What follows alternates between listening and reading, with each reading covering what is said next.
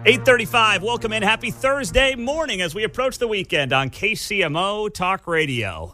Yesterday, we broke this news here on KCMO. Well, I should say it was on my social media pages because I got it after we were off the air. And it was a letter from a business owner here in town, the CEO of a company. Name is Gregg.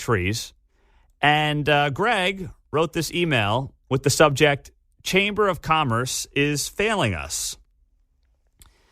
And the letter was sent to the chamber. It was sent to political leaders here in Kansas City. And it was also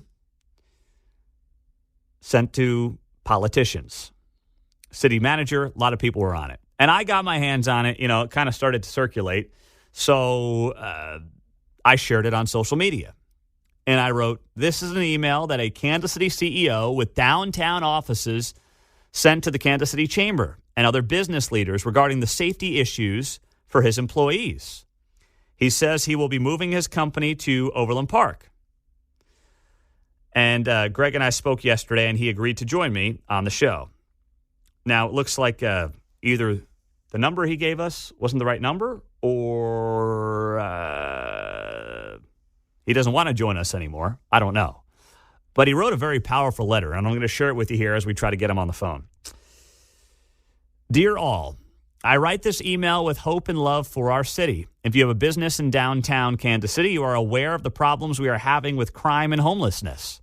Unfortunately, our news outlets, and yes, even the chamber, are playing ostrich as they stick their head in the sand. Of course, not this media outlet, but I get what he's saying. The TV news, they don't want to talk about this.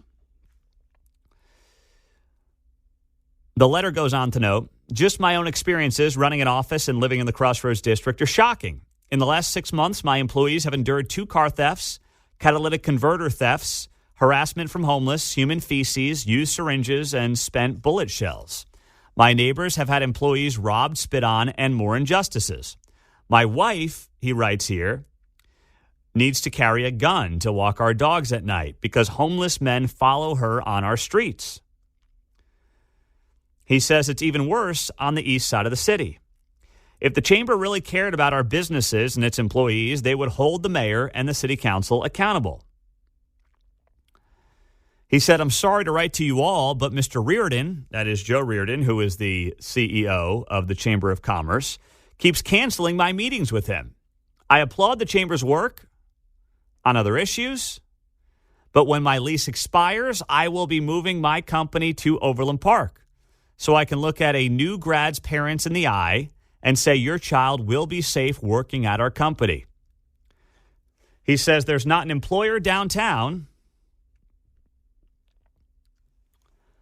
that can state that their employees are safe in the current environment. If you agree that we need to have a safe downtown to conduct business in, then reply to this email and ask the chamber to make this a priority. That is from the CEO, Gregg, who now joins us on KCMO Talk Radio. Gregg, good morning. What compelled you to put together that letter? My employees, they look at me. I've had 2 cars stolen, catalytic converters stolen, cars broken into, confrontations with the homeless, and they're looking at me as their leader to protect them and protect their property.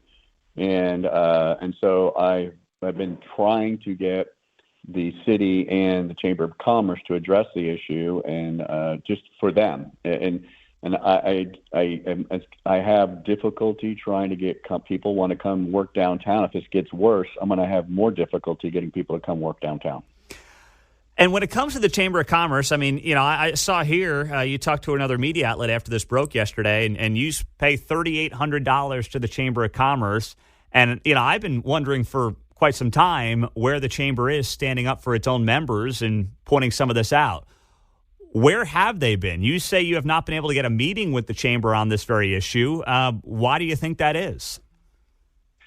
You know, I don't really know for sure. I have my suspicions that the chamber is very lockstep with the mayor and what the mayor's initiatives are, and which is obviously right now is what not the business owners' initiatives are very clashing, I suppose.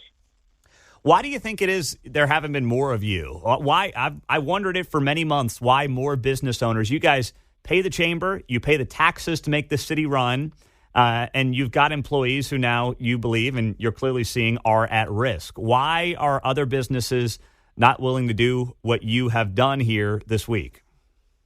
Well, that's a good question. They're all afraid. They're all afraid that there's going to be retribution from the city or retribution from the Chamber of Commerce.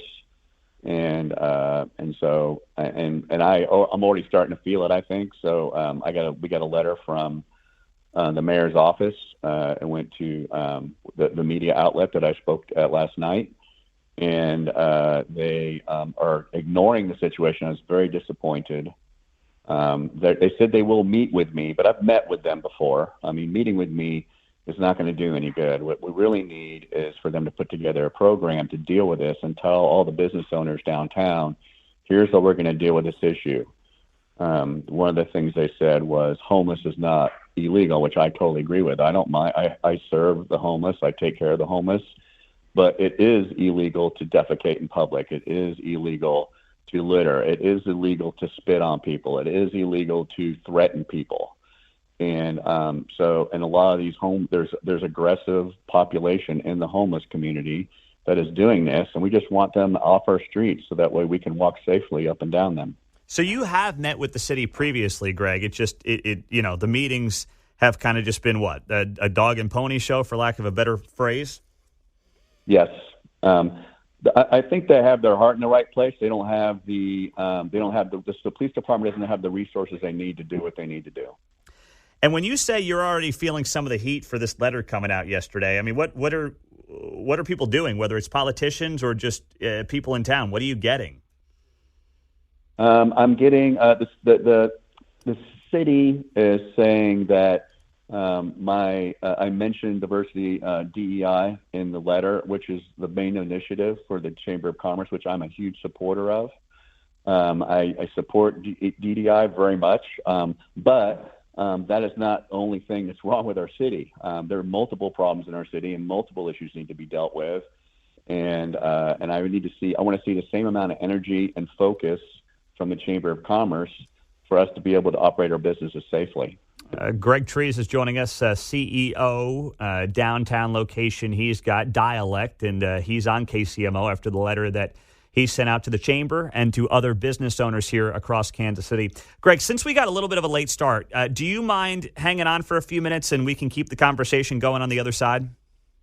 Sure, I got a few minutes left. Okay, great. So we're going to take a quick break. Gregg Trees is going to continue this conversation with us after he put out this letter asking the Chamber, asking the city to do something about the fact that the issues downtown are completely out of control. His employees are at risk, and he says he is moving to Overland Park when his lease ends. We'll get to that move and what it means coming up next with him here on KCMO Talk Radio, now on FM at 95.7 FM.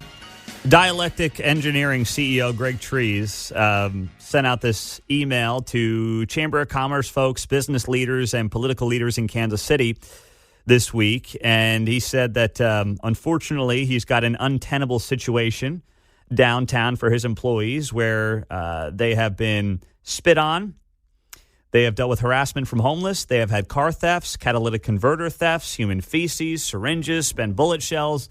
And as a result, he says in his letter that he has to move his business and will be moving his business to Overland Park as a result of this. So Gregg Trees is on KCMO. We're continuing the conversation with him. Gregg, was there something that ultimately that was that final nail in the coffin that made you say, when this lease is up, we're going to Overland Park? When the second car was stolen, and then actually one of the gentlemen the first car was stolen, his car got broken into, had the back window smashed out of it. I got very, very little support from the police. If you call the police, it takes 40 minutes to show up. By the time they show up, the homeless person's gone. And the problem with it is that there's 300 open positions on the police force. There's not enough of them. Mm-hmm. There is a rift or an issue with the mayor and the police department and the state, and for some reason they can't seem to decide on how we're going to fill these 300 open positions. In the meantime, the city businesses are sitting here drowning in crime and property damages and actually fear. Mm-hmm. That's such a good point because, as you know, they're down 300 cops. They don't have the cops to deal with the homicide issues. Never mind. Hey, no offense, but a homeless guy harassing one of your employees is not going to be a priority in this climate in Kansas City, and as a result, that's kind of what you got to deal with. So, you're making this move. When does this move, out of curiosity, happen for you and your company? Well, unfortunately, my lease is not up for another 8.5, 9 years. And so in the meantime, if I can move out tomorrow, I just would have left. I wouldn't have bothered with the letter. Wow. But I do have a lease. So now I say, well, and the response back we got from the city was, we don't have a jail and then we need to build a jail. Well, you and I both know that it's going to take, if they really tried hard, they can build a jail in 3 years, but it's probably going to take 5 years before we have a jail, which means that we need to live in this for 5 more years. I don't think that's acceptable. How tough has it been on the recruitment front, employee retainment front? Have you lost people because of your location and these issues? It's hard to say. I don't think there's no been direct evidence that that's happened. Mm-hmm. But the problem has gotten significantly worse in the 6 months, and I think it's pretty much secluded to the Kansas City and city in general. It hasn't really broken out nationally or through all the states that we have a problem. And so I just don't want us to get in a situation like Chicago has or Philadelphia has, where it just gets so lopsided we'll never be able to get it fixed. See, and you're saying, this has really been, the last 6 months has really been the uptick on this. It wasn't a major issue until 6 months ago, or it was kind of like, was it trending in this direction? It's been trending all along, but it just seems like in the last 6 months it has really, really picked up. And I think that what you're seeing is the police department, as officers leave, they're not backfilling them, and we have less and less police presence, which is going to be more and more crime. You noted, too, in this letter, Gregg Trees, that your wife now carries a gun to walk your dogs at night because of the homeless issue. So what is that like for you personally and for your wife as well? Well, it's sad. We live in the Crossroads. We live in a very nice, secluded area, and so she goes to walk the dog at 5:30 in the morning, and then a homeless man starts to follow her. And she makes a turn, he follows around the turn. She makes another turn, he follows her again, and she hustles back into the house as quickly as she can because she was afraid. So now she can't go out there alone at night, or not without at least, I'd say if there's plenty of light, she could probably be out there, but it's just someone can get close to her. That'd be too dangerous. And so she has to carry a gun when she goes out there. Wow, that's unbelievable. All right, so now the Chamber of Commerce, you're right, you can't get into their motivations for why they've been so lackadaisical. But do you think your letter, have you talked to other business owners who are at least maybe going to reach out? Maybe they're afraid of repercussions from the city. But, the Chamber of Commerce works for you guys. You noted you're paying them thousands of dollars a year. You've got people making handsome sums of money that run that place. Do you think this will get them to wake up if people start, getting a little more confidence now that you've kind of started the conversation? I hope so. I tell you, I speak out in the meetings a lot, and what I see happening is I walk out of the meetings, and I have a lot of companies coming up to me, handshaking, patting me on the back, and giving me kudos. They're afraid to speak out because a lot of these companies do business with the city, and they're afraid if they speak out, then they're going to lose business with the city. It's going to jeopardize their revenue. There's a good chunk of the major players in the Chamber of Commerce or in the Chamber of Commerce to leverage their relationships with the city. So I don't really have a whole lot of confidence that they are going to speak out yet. Mm-hmm. I think if they see a clear path of safety, that they can go and speak out and say, hey, we really want to make this an issue. And all I really want to do is have the Chamber of Commerce put together a program like they did with EDI for business safety, for public safety for our businesses, and then work with the mayor and the police department to make sure that we can operate our businesses safely. I mean, I got an email from a woman who and I'm not going to say any names or whatever, but she owns a business over there by Grinders over off of the 18th and what is that, Walnut. And the list of things, homeless guy running down the street with a machete, catching people, shooting up drugs in the broad day at 2:00 in the afternoon in their restrooms. Wow. People getting shot with air guns while they're putting away furniture at night. And people getting mugged. Same thing with the catalytic converters, cars getting broken into, cars getting stolen, cars doing spinning donuts around the streets. And so that particular area, if this keeps up, those businesses are going to go out of business because it's going to be too dangerous for anybody to go there and have a good time. Yeah. Well, I think, I hope that some of the people who are privately patting you on the back are going to come out in a little more full force. And, because in the end, if they want to do business with the city, that's fine, but it's not going to be a place that they want to do business. It's not going to be a profitable place for anybody to do business if this keeps up. So I hope that you've encouraged some people. I hope that you've given people some strength to speak up. And I hope that the chamber, which works for you, will ultimately start listening to you and others. That's what I hope, Gregg. Well, they would probably be listening to this right now, but they're all in Frankfurt, Germany. So I have no idea why they're in Frankfurt, Germany. Maybe there's a Chiefs game this weekend, but I'd rather they be here in Kansas City dealing with the issues that all of their constituents are dealing with. That's a great point. Yeah, I did see that. And they're paying, by the way, for the mayor, Governor Kelly, Mike Kehoe.